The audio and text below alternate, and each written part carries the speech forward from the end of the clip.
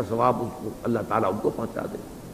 ایک موقف یہ ہے، وہ زیادہ تر ہمارے ہاں جو اہل حدیث حضرات ہیں ان کا موقف ہے، تو میں اگرچہ یعنی اس معنی میں کہ میں اہل حدیث مسلک سے متعلق نہیں ہوں، لیکن یہ اس معاملے میں میری رائے وہی ہے، وہ یہ ہے کہ بدنی عبادت کا ایصال نہیں ہے، مالی عبادت کا ہے۔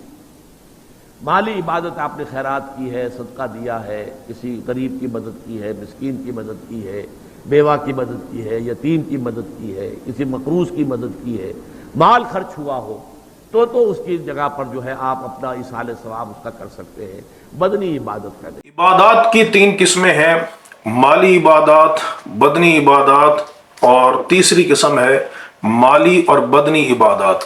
تحقیق یہ ہے کہ ہر قسم کا ثواب پہنچایا جا سکتا ہے، زندہ کو بھی پہنچایا جا سکتا ہے اور مردہ اور میت کو بھی اس کا ثواب پہنچایا جا سکتا ہے۔ مالی عبادات کے ثواب پہنچنے پر جو ابو داؤد کی حدیث حسن ہے کہ حضرت سعد رضی اللہ تعالیٰ عنہ، سعد بن عبادہ رضی اللہ تعالیٰ عنہ نے رسول اللہ صلی اللہ تعالیٰ علیہ وسلم سے یہ سوال کیا کہ ان ام سعد ماتت، کہ یا رسول اللہ صلی اللہ علیہ وسلم سعد کی والدہ کا انتقال ہو گیا ہے، فَأَيُّ الصَّدَقَةِ أَفْضَلُ، تو حضور یہ بتائیے سب سے فضیلت والا صدقہ کون سا ہے؟ تو نبی کریم علیہ السلام نے فرمایا کہ الماء، پانی۔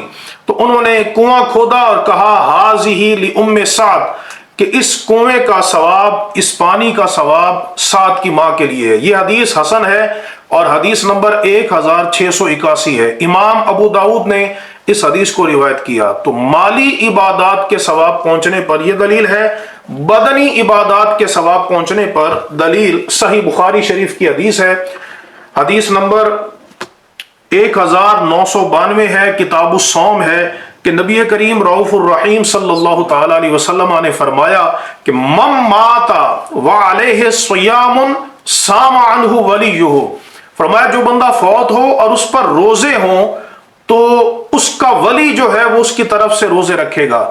تو اب اگر میت کو نفع نہیں پہنچتا روزوں کا تو پھر ولی کے روزے رکھنے کا کیا مطلب ہوا؟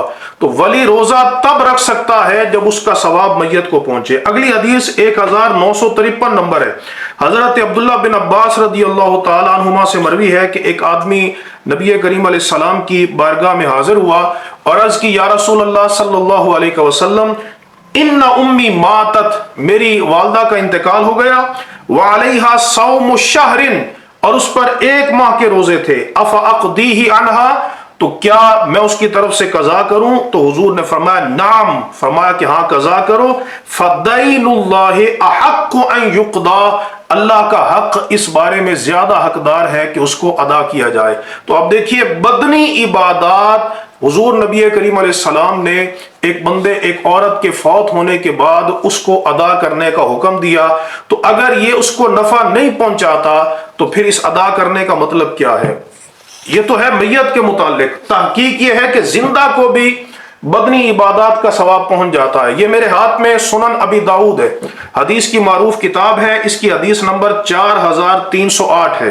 حضرت ابو ہریرہ رضی اللہ تعالیٰ عنہ، آپ نے ایک بندے سے سوال کیا کہ تم میں سے کون، ایک ابلا علاقہ ہے، ابلا، اس علاقے کے رہنے والے ایک بندے سے یہ کہا کہ من یضمن لی منکم ان یصلی فی مسجد الاشار، فرمایا کہ کون ہے تم میں سے کہ جو مسجد اشار میں میری طرف سے نماز پڑھے، میری طرف سے رکعتین او اربعن، 2 یا 4 رکعت، اور یہ کہے ہاذہ لابی ہریرہ، کہ اس نماز کا ثواب ابو ہریرہ کے لیے۔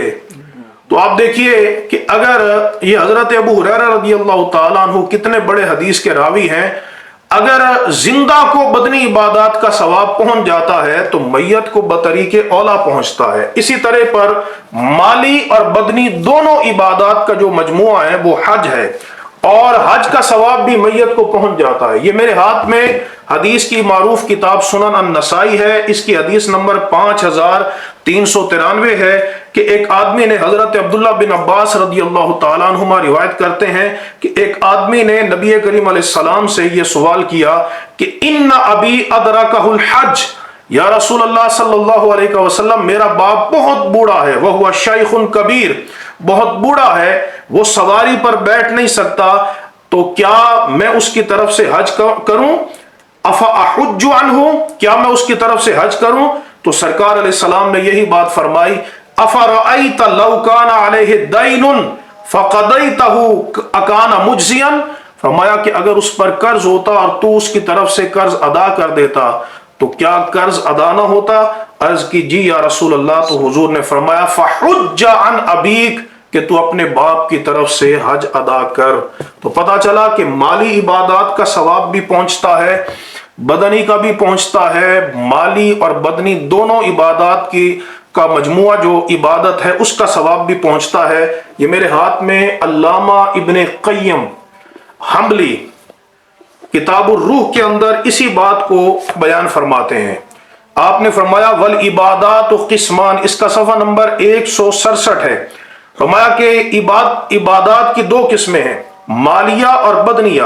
فرماتے ہیں کہ وقد نبہ الشارع بوصول ثواب الصدقۃ علی وصول ثواب سائر العبادات المالیہ، کہ جب حضور نے صدقہ کا ثواب پہنچنے کی آپ نے ترغیب دلائی اور بشارت دی، تو اس سے پتہ چلا کہ تمام مالی عبادات کا ثواب میت کو پہنچ جاتا ہے۔